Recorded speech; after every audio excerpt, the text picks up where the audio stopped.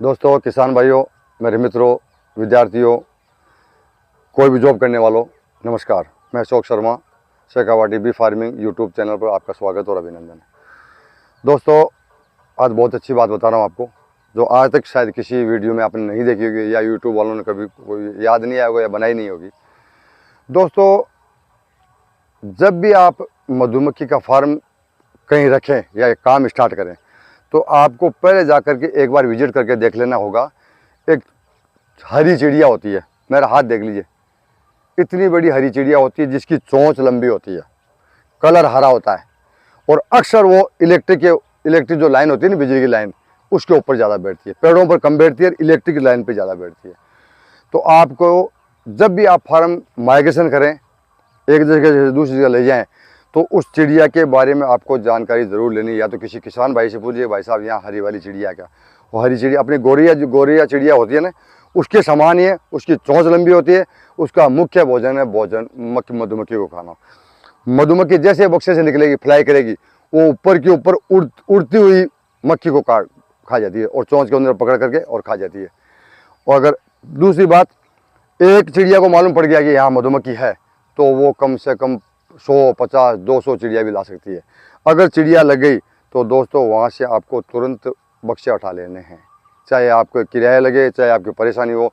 अगर उस कंडीशन में आपने ध्यान नहीं दिया और वो चिड़िया रोज़ लगती रही, अगर एक ही फार्म है आपका, तो बहुत भारी नुकसान हो जाएगा, बहुत बड़ा नुकसान। आपका पूरा फार्म खाली कर देगी। इतनी हानिकारक, इतनी नुकसानदायक चिड़िया वो।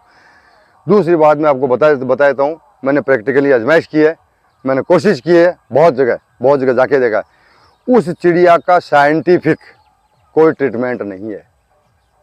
न वो साउंड से डरती है, ना वो पटाखे से डरती है, ना भगाने से डरती है।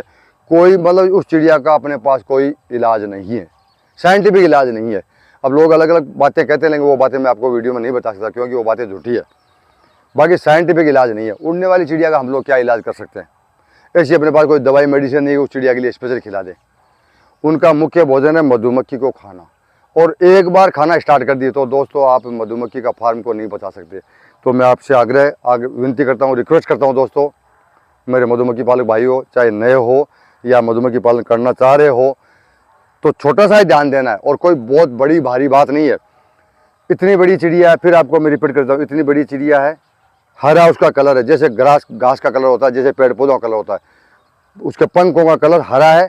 चोंच आगे से इतनी लंबी है, मेरी उंगली के समान, आप देख लीजिए, इतनी लंबी चोंच है, और पीछे से भी उसके पंख लंबे होते हैं, छोटी होती है, और इतनी स्पीड है, और अपना जो विशील की तरह वो आवाज़ निकालती है, ऊपर उड़ती है ना, जैसे पपैया बजता है ना ट्रैफिक पुलिस का या पुलिस वालों का जो विशील बजती है, विशील की तरह आवाज़ निकालती है वो, और उस आवाज़ से दूसरी चिड़िया को बुला लेती है। अब दोस्तों, मैंने देखा है कि अगर उसकी आवाज़ आ रही है आसपास ही, तो मधुमक्खी घर से निकलना ही, बक्से से निकलना ही बंद कर देती है उसके डर से। जैसे मक्खी निकलेगी, अपना काम के लिए जाएगी, मधुमक्खी उसको ऊपर के ऊपर पकड़ के खा जाती है।